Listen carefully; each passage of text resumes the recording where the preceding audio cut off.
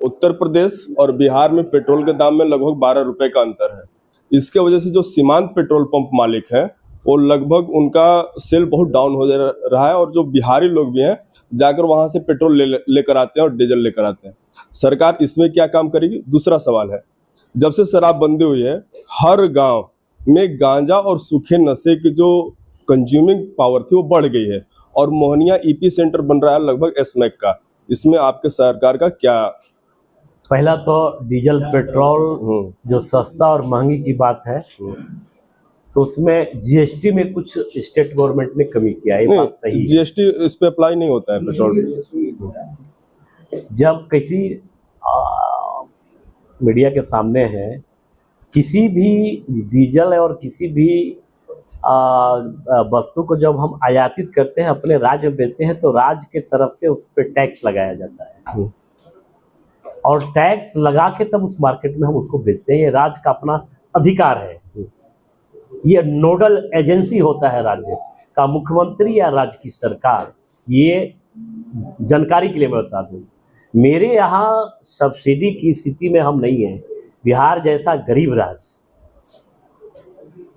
अभी सब्सिडी देने की स्थिति में नहीं है, लेकिन उसके लिए हम लोग यही फूड और फ्यूल जो सोसाइटी हम लोग बनाने जा रहे हैं हर प्रखंड में, ताकि अपने प्रोडक्शन से डीजल और पेट्रोल हम बनाएं।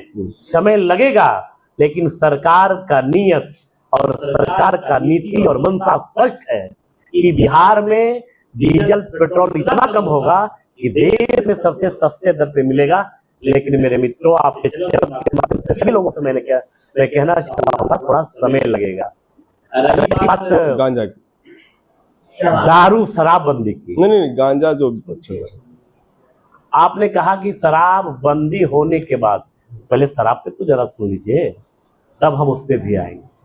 शराब बंदी हुआ है, ये पहला ऐसा भी देश का कोई मुख्यमंत्री होगा कि जीविका दीदी, जीविका बहन, किसी की माँ और बेटी दारू पी के घर में 300 रुपया कमा के आता था, घर में पत्नी को भी मारता था, बेटा को भी मारता था, परिवार कितना विखंड हो जाता था, कितना खंड खंड हो जाता था। दारू के भी केस में, दारू पीने के केस में कितना परिवार उजड़ के बर्बाद हो गया।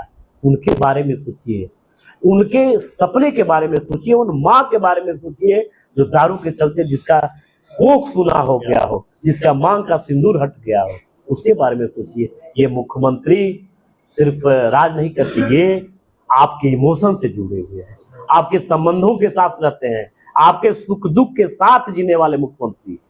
तो आपका भला कैसे हो, इसके लिए उन्होंने किया है। हाँ, एक बात रहा है कि आप जैसा कहते हैं कि गांजा का और ड्रग्स का जो भी बढ़ा है, तो आप बताइएगा। अब तो हम, मेरे पास एग्जैक्ट डाटा नहीं है कि वे कितना लाख लोग जेल गया, कितना लाख लोग गाड़ियां पकड़ी गई, कितना उसको नीलाम किया गया, कितने का संपत्ति कुड़कुड़ा।